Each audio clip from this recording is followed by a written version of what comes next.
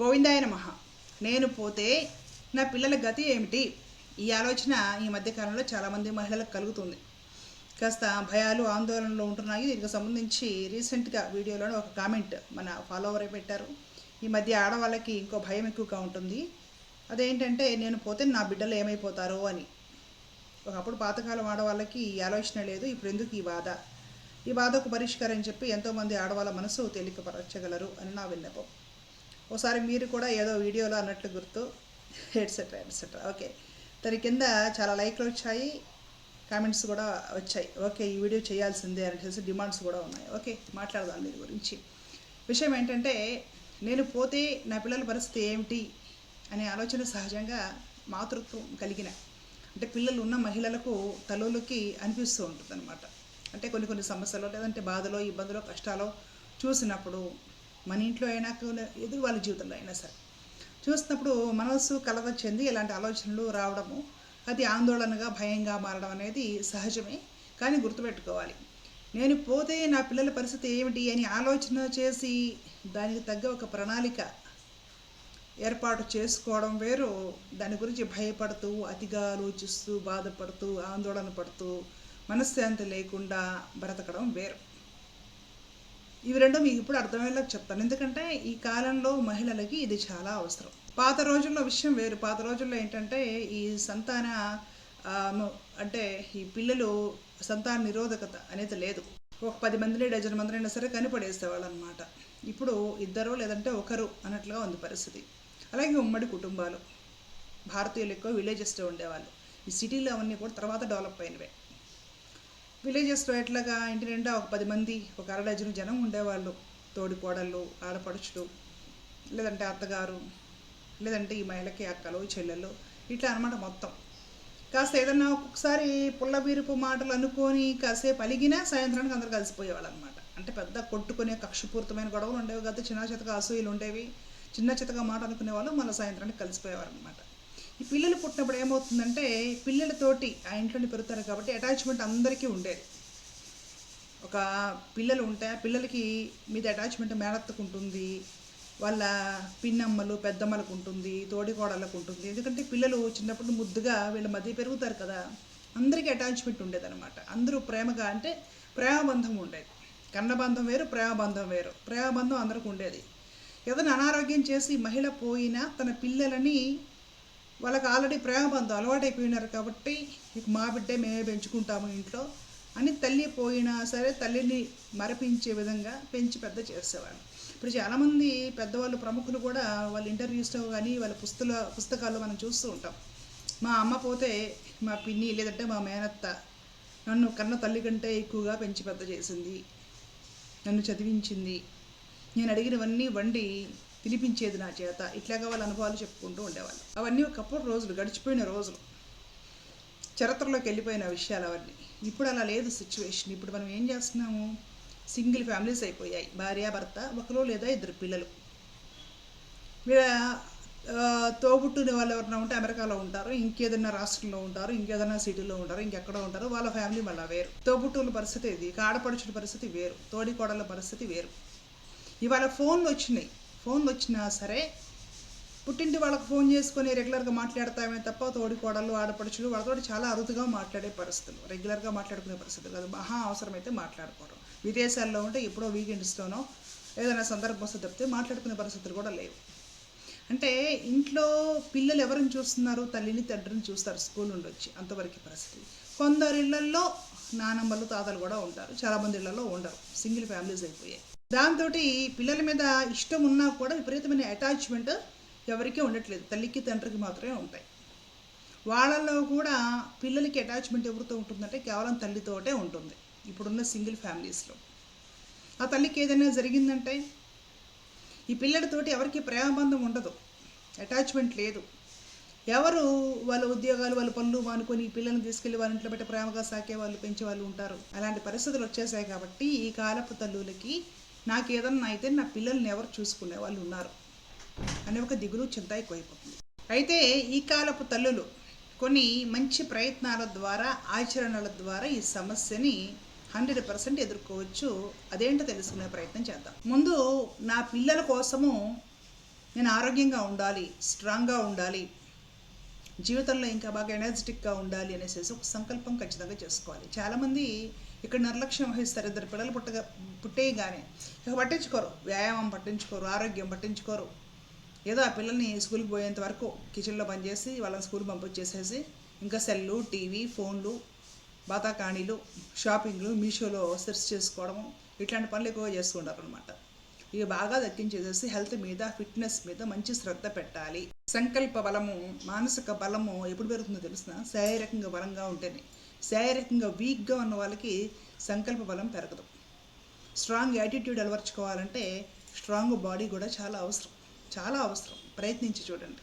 ఇద్దరు పిల్లలు పుట్టగానే ఏదో అంతా అయిపోయిందని కాదు, వ్యాయామం చేయాలి ఖచ్చితంగా, తప్పేమి లేదు అందులో. సమయం కేటాయించుకొని రోజు కనీసం ఒక అరగంట అయినా సరే వ్యాయామం చేయాలి, యోగాసనాలు వేయాలి, ధ్యానం చేయాలి. పిల్లలకు సమాజాన్ని చూపించాలి. సమాజం అంటే ఏంటి, సమాజంలో అందరితో ఎలా వ్యవహరించాలి అర్థమయ్యేలా చెప్పే ప్రయత్నం చేయాలి. పిల్లలతో కలిసి ఆడాలి, పాడాలి, వాళ్ళకి మంచి పుస్తకాలు అలవాటు చేయాలి. చదువు ప్రయోజనం ఏంటి, గొప్పతనం ఏంటి తెలిసేలా చెప్పగలగాలి. నైతిక విలువలతోటి, ఉన్నత ప్రమాణాలతోటి పిల్లల్ని పెంచగలగాలి. అది ఖచ్చితంగా తల్లిదండ్రులకి కర్తవ్యం, ముందు తల్లికి కర్తవ్యం. ఇవి తల్లికి కానీ తెలియకపోతే తల్లి నేర్చుకొని మరి పిల్లలకి నేర్పాలి. ఖచ్చితంగా నేర్పి తీరాలండి. సెల్ ఫోన్లు చూసే టైము, పిచ్చి పిచ్చి చూసే టైము, వీటితో పోల్చుకుంటే ఇలాంటివి ఎన్నో మనం నేర్చుకొని మనల్ని మనం సంస్కరించుకుంటూనే సెకండ్ ఇన్నింగ్స్లో పిల్లల్ని సంస్కరించడానికి ప్రయత్నం చేయవచ్చు. అలాగే ఆరోగ్యకరమైన ఆహారం తీసుకోవడం, ఈ విషయంలో కూడా ఎక్కువ నిర్లక్ష్యం చేస్తారు ఆడవాళ్ళు. పిల్లలకి అందరికీ పోషకాహారం వండుతారు బాగా, ఇంట్లో వాళ్ళకి పెట్టేస్తారు, మిగిలింది ఏదో వీళ్ళు తినేస్తారు. మిగలకపోతే నీళ్లు తాగేసేసో, కాఫీ తాగేసేసో రెస్ట్ తీసుకోవడానికి ప్రయత్నం చేస్తారు. కానీ తాజా కూరగాయలు, ఆకుకూరలతో కూడిన పోషకాహారము, నిద్ర మహిళలకు అవసరం. ఎందుకంటే రక్తహీనత, నిద్రలేమి ఇవన్నీ కూడా పిల్లలు పుట్టిన తర్వాతే ఆరంభమవుతాయి అన్నమాట. వయసు మీద పడిపోయినట్లు అనిపిస్తూ ఉంటుంది. వీటి నుండి బయటపడాలంటే మన చౌకలోనే, తక్కువ ఖర్చులోనే తాజా కూరగాయలు, ఆహారం లాంటివి తీసుకునే ప్రయత్నం చేయాలంటే ఆహారం మీద ఖచ్చితంగా శ్రద్ధ పెట్టాలి. వ్యాయామం మీద, ధ్యానం మీద మహిళలు శ్రద్ధ పెట్టాలి. అంతకుముందు కొందరు మహిళలు పెళ్ళికి ముందు ఎలా ఉన్నా సరే పిల్లలు పుట్టిన తర్వాత బాధ్యతలు గుర్తెరిగి వర్తించాలి. నైతిక విలువలు, సంస్కారాలు అలవర్చుకొని మరి పిల్లలకు అలవాటు చేసి తీరాలి. అలాగే ఆర్థికపరమైన ప్రణాళికలు కూడా. పిల్లల ఎడ్యుకేషన్కి ఇప్పటి నుంచి వాళ్ళకి ఇంజనీరింగ్కి పోయేంత వరకు ఎంత అవుతుంది, ఏమిటి, మీ స్థితిని, స్తోమతని బట్టేసి ఏదైనా ఒక సిప్, మ్యూచువల్ ఫండ్, పోస్ట్ ఆఫీస్లో రికరింగ్ డిపాజిట్ ఇట్లాంటివి ఏమైనా సరే ఇప్పుడు నుండి మీరు ప్రయత్నం చేయకుండా పెద్ద అయ్యాక పిల్లలకి అవసరమైనప్పుడు ఒక మూట వచ్చే ఆకాశంలో నుండి జారి కింద పడదు. చాలామంది ఆర్థిక విషయాల్లో నిర్లక్ష్యం వహిస్తారు. మీషోలోనో వాటిల్లో వీటిలో షాపింగ్ చేసేసి డ్రెస్సులు కొందాం, అవి కొందాం, వీటి మీద ఉండే శ్రద్ధ కూడా పిల్లల భవిష్యత్తు ఏంటి అనేది శ్రద్ధ ఉండదు. ఖచ్చితంగా పిల్లలకి 15 ఏళ్ల తర్వాత ఏం అవసరం అంటే దానికి ఈ రోజు నుండి నువ్వు 10 రూపాయలు ఉంటే 10 రూపాయలతోటే మొదలు పెట్టాలంతే. ఆ విధమైన ఆర్థిక క్రమశిక్షణ లేకుండా ఒకేసారి లక్షలు, కోట్లు వచ్చి పడవు. మిడిల్ క్లాస్ వాళ్ళకి చెప్తున్నాను నేను. పిల్లలకి ప్రతికూలమైన పరిస్థితుల్లో కూడా స్ట్రాంగ్గా ఎలా ఉండాలి, స్ట్రాంగ్ యాటిట్యూడ్తో ఎలా ఉండాలి అలవాటు చేయాలి. వివేకానంద, మహాత్మా గాంధీ ఇత్యాది గొప్ప గొప్ప సంఘ సంస్కర్తలు, మహాత్ములు వాళ్ళ జీవితాలు వాళ్ళు ఎలా ఎదిగారు, చిన్నప్పుడు ఎలా ఉన్నారు, అలాంటి పుస్తకాలు వాళ్ళు చదివి వాళ్ళు ఆలోచించే విధంగా తల్లులే పిల్లలకి ప్రోత్సహించి సంస్కరించాలి పిల్లల్ని. అంటే అనుకోకుండా తల్లికి ఏదైనా జరిగినా కూడా పిల్లవాడు తన స్థితి నుండి వైఫల్యం చెందకుండా నిలబడగలగాలి జీవితంలో. ఆ విధమైన ప్రోత్సాహము, శిక్షణ తల్లియే పిల్లలకి అలవాటు చేయాలి. ఆర్థికపరమైన ప్రణాళిక కూడా మనం బాగా ఉండగానే ఏర్పాటు చేయాలి. నేను లేకపోయినా నా పిల్లలకి చదువుకోవడానికి ఇబ్బంది లేకుండా ఏదో ఇంత పొదుపు చేసి పెట్టాను పిల్లల కోసము వాళ్ళ పేర్లతో అనే విధంగా అన్ని రకాలుగా మనం ఏర్పాటు చేయాలి. ఇప్పుడు ఆరోగ్యంగా ఉండడానికి ప్రయత్నం చేయాలి, ఉత్సాహంగా ఉండడానికి ప్రయత్నం చేయాలి. ఆర్థికపరమైన ప్రణాళికలు, నైతిక విలువలతో కూడిన, క్రమశిక్షణతో కూడిన ట్రైనింగ్ ముందు మనం నేర్చుకొని మనం పాటిస్తూ పిల్లలకు అలవాటు చేయాలి. మనకు లేకుండా పిల్లలకి రమ్మంటే రాదు. ఇలా పాటించుకుంటూ పోవడం వలన మన పిల్లల్ని మనం సింగిల్ ఉమెన్గా ఉండి కూడా రక్షించుకోగలుగుతారు, సింగిల్ ఫ్యామిలీలో ఉండి కూడా రక్షించుకోగలుగుతారు. అర్థమవుతుంది కదా. ఇప్పుడు కొన్ని జబ్బులు తెలిసి వస్తాయి, కొన్ని జబ్బులు తెలియకుండా ఒక్కసారిగా వచ్చి పడతాయి.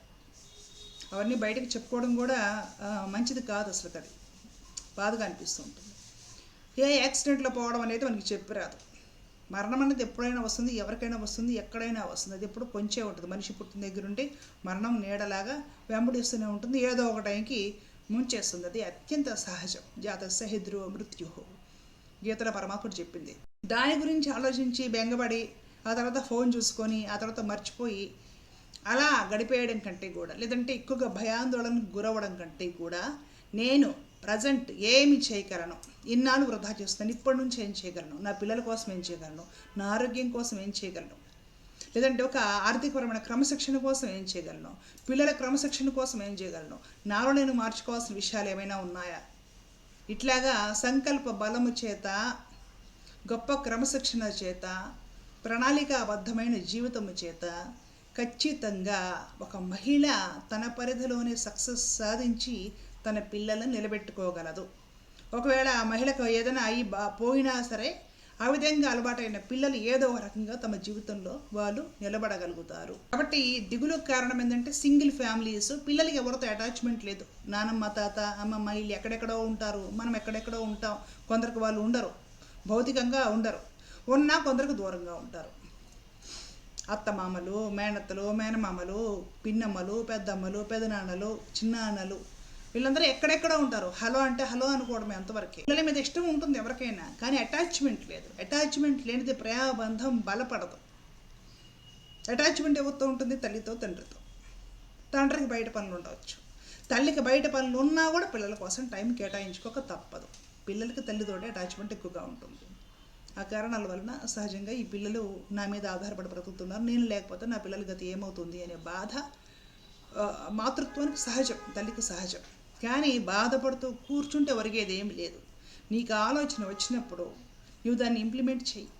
సంకల్ప బలంతో నేను నా పిల్లలకి నేను లేకపోయినా కూడా దృఢంగా ఈ భూమి మీద నిలబడి సమాజంలో మంచి పౌరులు అవ్వడానికి ఏ విధమైన ట్రైనింగ్ ఇవ్వాలి, ఆర్థికంగా వాళ్ళకి ఏ విధంగా నేను ఏర్పాటు చేసి పెట్టాలి చదువుకోవడానికి, వీటన్నిటి గురించి మంచి ఆలోచనలు చేయి. అప్పుడు ఏమవుతుందంటే మనం లేకుండా పోయినా గుడ్డిలో మెల్ల అవుతుంది, పిల్లలకి మేలు చేసిన వాళ్ళమే అవుతాం. కాబట్టి బాధపడటం వలన ఎప్పుడు కూడా ఏ సమస్య పరిష్కారం అవ్వదు. ఒక ఆలోచన వచ్చి బాధ కలిగిందంటే దానిలో నుండి గొప్ప ఆలోచన, తదనుకూలమైన ప్రణాళిక, తదనుకూలమైన ఆచరణ వచ్చి అందులో సక్సెస్ సాధించగలగాలి. అప్పుడు ఆ ఆలోచనకి, ఆ బాధపడిన దానికి ప్రయోజనం, పరమార్థం. లేదు బాధపడుతూ దిగులుగా అలా కూర్చుంటామంటే కూర్చునే ఉంటాం. కాబట్టి పిల్లల్ని భూమి మీదకి తీసుకుని వచ్చిన దానికి వాళ్ళ బాధ్యతలు నిర్వర్తించాల్సిన బాధ్యత మనదే. సంకల్ప శక్తితోటి ఈ బాధ్యత ప్రతి మాతృమూర్తి కూడా తన పిల్లల పట్ల నిర్వర్తించాలని భగవంతుని ప్రార్థిస్తున్నాను. ధర్మో రక్షిత రక్షిత. జై శ్రీమన్నారాయణ. కృష్ణార్పణ.